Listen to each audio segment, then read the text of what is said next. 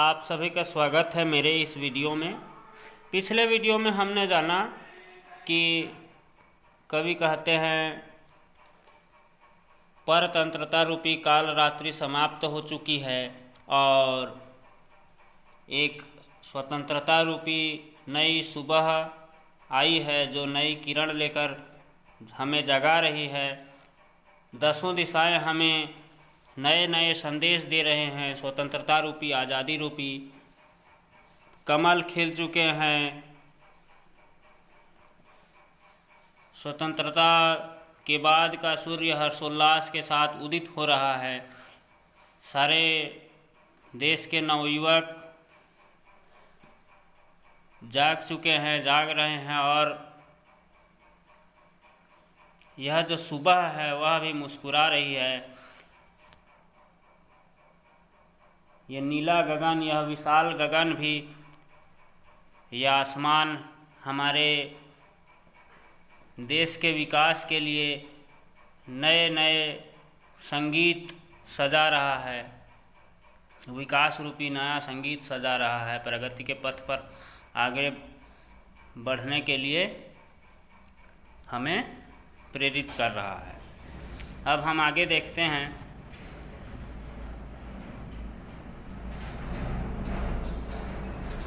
अगली पंक्ति है, उठो चलो बढ़ो समीर, शंख है बजा रहा, भविष्य सामने खड़ा, प्रशस्त पथ बना रहा।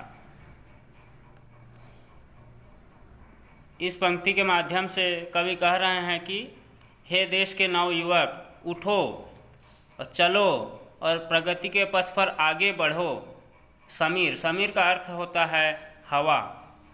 शंख, शंख का अर्थ है एक प्रकार का वाद्य यंत्र जिसे किसी भी शुभ कार्य को प्रारंभ करने से पूर्व बजाया जाता है। हर शुभ कार्य को प्रारंभ करते समय शंख बजाने का भी रिवाज है। तो कवि इसी को सोचकर कहते हैं, हे देश के नवयुवक, उठो चलो आगे बढ़ो प्रगति के पथ पर। तुम्हारे इस स्वतंत्रता के बाद नया देश का जो जीवन प्रारंभ हुआ है उस भविष्य को सामने आगे बढ़ाने के लिए, इसका शुभारंभ करने के लिए यह जो हवा है, प्रकृति में जो हवा चल रही है वह भी शंख बजा रही है, अर्थात शुभारंभ करने का संकेत दे रही है। भविष्य सामने खड़ा, प्रशस्त पथ बना रहा। हमारे देश का जो भविष्य है, हमारा जो भविष्य है वह हमारे सामने खड़ा है, अर्थात हमारी प्रतीक्षा कर रहा है। हमारा जो उज्जवल भविष्य है वह हमारी प्रतीक्षा कर रहा है। एक मजबूत और अच्छा स्वतंत्र रास्ता बना रहा है। पथ का अर्थ होता है रास्ता, राह। प्रशस्त का अर्थ हम कह सकते हैं मजबूत और सुदृढ़ रास्ता बना रहा है। हमारा भविष्य उज्जवल है। अगली पंक्ति में, उठो कि सींच स्वेद से करो धरा को उर्वरा, कि शस्य श्यामला सदा बनी रहे वसुंधरा। इसमें कवि का कहना है कि हे देश के नवयुवक, उठो और अपने मेहनत रूपी पसीने से इस देश की धरती को सींचो, जिससे कि यह हमारी मातृभूमि वसुंधरा या फिर पृथ्वी जो हमेशा हरी भरी बनी रहे, हरियाली इसमें हमेशा छाई रहे। तो इसमें शब्दार्थ समझ लेते हैं कुछ शब्दों के। जैसे कि सींच, सींच शब्द का अर्थ होता है सींचना। जैसे किसी खेत में कहीं फसल उगी होती है तो उस फसल को सूखे सूखे रूप में हम नहीं बड़ा कर सकते। उसे पालने के लिए, उसे फसल को पकाने के लिए, उसे बड़ा करने के लिए कई प्रकार के खाद, पानी की आवश्यकता होती है। तो जब हम उसे पानी देते हैं तो उसे सींचना कहते हैं। ठीक है। स्वेद, स्वेद का अर्थ है पसीना। स्वेद का अर्थ पसीना, धरा मतलब होता है पृथ्वी, पृथ्वी अथवा धरती। धरा मतलब पृथ्वी अथवा धरती। उर्वरा, उर्वरा का अर्थ है उपजाऊ। शस्य, शस्य का अर्थ धान्य फसल अथवा अन्न। श्यामला, श्यामला का अर्थ है हरी भरी। तो इन सब को जब हम मिलाते हैं तो इसका अर्थ हो जाता है, हे देश के नवयुवक उठो और अपने पसीने से, मेहनत से इस धरती को सींच दो, जिससे कि यह धरती हरी भरी उपजाऊ बन जाए और यह पृथ्वी में हमेशा हरियाली बनी रहे।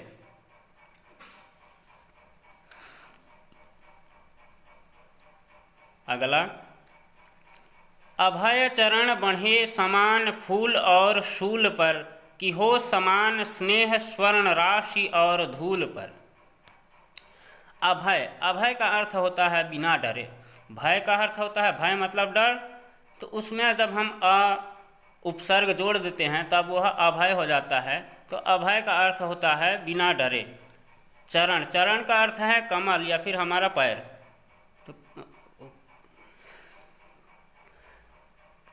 चरण का अर्थ होता है कदम, कदम आगे बढ़ाते हैं या फिर हमारा जो पैर रहता है उसे चरण कहते हैं।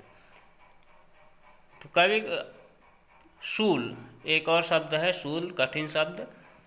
शूल का अर्थ है कांटे अथवा कील या फिर कोई नुकीली वस्तु। स्वर्ण राशि और धूल, इन तीनों को स्वर्ण अर्थात सोना कह सकते हैं। राशि का अर्थ होता है रुपये पैसे या फिर धान्य। धूल, धूल आप समझते हैं, धूल जो रहती है वही धूल।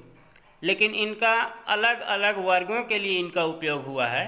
यहाँ पे प्रत्यक्ष रूप में उनका उसी शब्दों का उपयोग नहीं हुआ है, किसी और को इंडिकेट करने के लिए, किसी और को बताने के लिए इन शब्दों का उपयोग हुआ है। आइए समझते हैं। अभय चरण बढ़े समान फूल और शूल पर। तो इस प्रकार से हे देश के नवयुवक, आप इस प्रकार से प्रगति के पथ पर आगे बढ़ो कि जब आपका समय सरल हो, सरलतापूर्वक सारे कार्य बन रहे हों, तब भी समान उसी गति से आप आगे बढ़ो, और जब आप पर कठिनाइयाँ आएँ तब भी आपका कार्य सुचारू रूप से चलता रहे और उसी गति से आप आगे बढ़ो, अपना मेहनत करते रहो। फूल का अर्थ यहाँ पे सरलतापूर्वक है और शूल का अर्थ कठिनाई के समय में। फूल पर भी आपके समान कदम आगे बढ़ें और शूल पर भी आपके समान कदम आगे बढ़ें। बिना डरे आप आगे निरंतर बढ़ते रहें। कि हो समान स्नेह स्वर्ण राशि और धूल पर। देश में सभी वर्गों के बीच समान स्नेह हो, स्वर्ण राशि और धूल पर। इसका अर्थ हम समझ सकते हैं उच्च वर्ग, मध्यम वर्ग और निम्न वर्ग। गरीब से गरीब और बहुत अमीर या फिर मध्यम वर्ग जो हैं, उन सब के बीच एक समान स्नेह की भावना बनी रहे और सब के बीच प्रेम भाव व्याप्त रहे। सुकर्म ज्ञान ज्योति से स्वदेश जगमगा उठे। सुकर्म का अर्थ है अच्छे कर्म या फिर अच्छा कार्य। ज्ञान, ज्ञान का अर्थ होता है आप जो पढ़ाई करते हैं, आपको नॉलेज होता है। ज्ञान का अर्थ नॉलेज। कि स्वाश्रयी समाज हो कि प्राण प्राण गा उठे। स्वाश्रयी, स्वाश्रयी इस शब्द का अर्थ आपको समझना होगा। स्वाश्रयी, स्वधन आश्रयी बराबर स्वाश्रयी। तो स्व का अर्थ होता है स्वयं और आश्रयी का अर्थ है आश्रय, मतलब खुद। स्व आश्रय का अर्थ हो गया स्वयं पर आश्रित, अर्थात हम दूसरे के ऊपर बोझ न रहें, स्वयं पर आश्रित रहें। तो हे देश के नवयुवक, कुछ ऐसा करो कि अच्छे कर्म और ज्ञान की ज्योति से, अच्छे कर्म और ज्ञान के प्रकाश से यह देश, हमारा देश जगमगा उठे और यह समाज स्वाश्रयी बने, अर्थात स्वयं पर आश्रित रहे, दूसरे के भरोसे न रहे। और इस स्वाश्रयी समाज के आधार पर सभी जो देश के नागरिक हैं उनके उन्हें आत्म आनंद की अनुभूति हो, उनका प्राण गा उठे। प्राण गा उठे का अर्थ है कि सभी को आनंद की अनुभूति हो, सभी खुश रहें। सुरभि मनुष्य मात्र में भरे विवेक ज्ञान की, सहानुभूति सख्य सत्य प्रेम आत्म दान की। सुरभि, सुरभि का अर्थ होता है सुगंध। विवेक, विवेक का अर्थ होता है सोच समझ की शक्ति। सहानुभूति, दूसरे की सहायता करना या फिर दूसरे के दर्द को समझना, दूसरे के प्रति सहानुभूति प्रकट करना होता है। सख्य, सख्य अर्थात मित्रता, दूसरे के प्रति सखा की भावना, मित्रता की भावना। आत्मदान, आत्मदान का अर्थ है अपने आप का दान करना या फिर बलिदान समझिए। तो इसमें सुरभि मनुष्य मात्र में भरे विवेक ज्ञान की, विवेक और ज्ञान रूपी सुगंध से मनुष्य भरा रहे, अर्थात मनुष्य में केवल विवेक और ज्ञान रूपी सुगंध का वास हो, जिससे सबके बीच प्रेम बढ़े और लोगों में सहानुभूति हो, आपस में सबका मित्रता बढ़े, सभी सत्य का अनुसरण करें और एक दूसरे से प्रेम करें और देश के लिए बलिदान होने के लिए तत्पर रहें।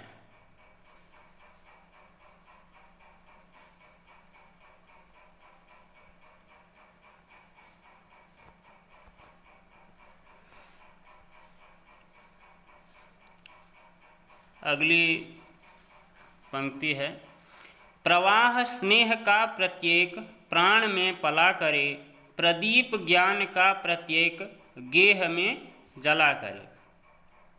प्रवाह मतलब बहना होता है, कोई चीज़ बहती रहती है, नदी बहती है।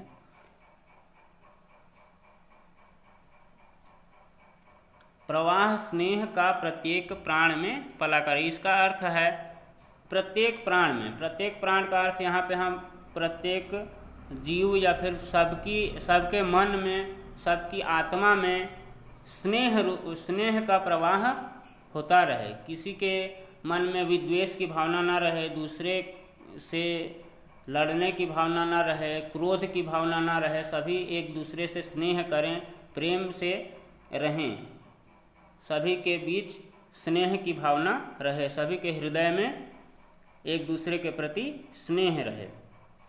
प्रदीप ज्ञान का प्रत्येक गेह में जला करे। गेह का अर्थ है घर। प्रदीप, ज्ञान रूपी जो दीप है वह प्रत्येक घर में जले, अर्थात देश के सभी बच्चे, सभी नवयुवक, देश की सारी जनता पढ़ी लिखी हो, उन्हें ज्ञान प्राप्त हो और ज्ञान का उपयोग वे अपने सारे कार्य में करें। ज्ञान रूपी दीपक सभी के घर में जले। अंतिम पंक्तियां हैं, अंतिम पंक्त्यांश। उठो की बीत है चली, प्रमाद की महानिशा, उठो नई किरण लिए, जगा रही नई उषा। उठो, हे देश के नवयुवक उठो, परतंत्रता या फिर गुलामी की जो काल रात्रि थी वह समाप्त हो चुके हैं। महानिशा मतलब काल रात्रि, निशा का अर्थ होता है रात्रि, वह समाप्त हो चुकी है। प्रमाद का अर्थ है आलस्य, जो हम आलस्य की जो हमारी महान निशा थी, हम आलसी जीवन का जो उपयोग कर रहे थे उसे हम छोड़ें और प्रगति के पथ पर आगे बढ़ें, में निरंतर मेहनत करें, सत्य का पालन करें, एक दूसरे से प्रेम रखें। इन प्रकार के सारे अच्छे अच्छे कर्मों को हम करते चलें। हे देश के नवयुवक उठो, और जो आलस्य की जो काल रात्रि थी, महानिशा थी, वह समाप्त हो चुकी है और स्वतंत्रता रूपी जो नई सुबह हमें प्राप्त हुई है वह नए किरण लेकर हमें जगा रही है। उठो हे देश के नवयुवक, उठो, जागो, आगे बढ़ो और देश की प्रगति में अपना योगदान दो। सभी के प्रति स्नेह रखो, प्रेम की भावना रखो, ज्ञान को आगे बढ़ाओ। इस प्रकार के हमें सलाह दी जाती है।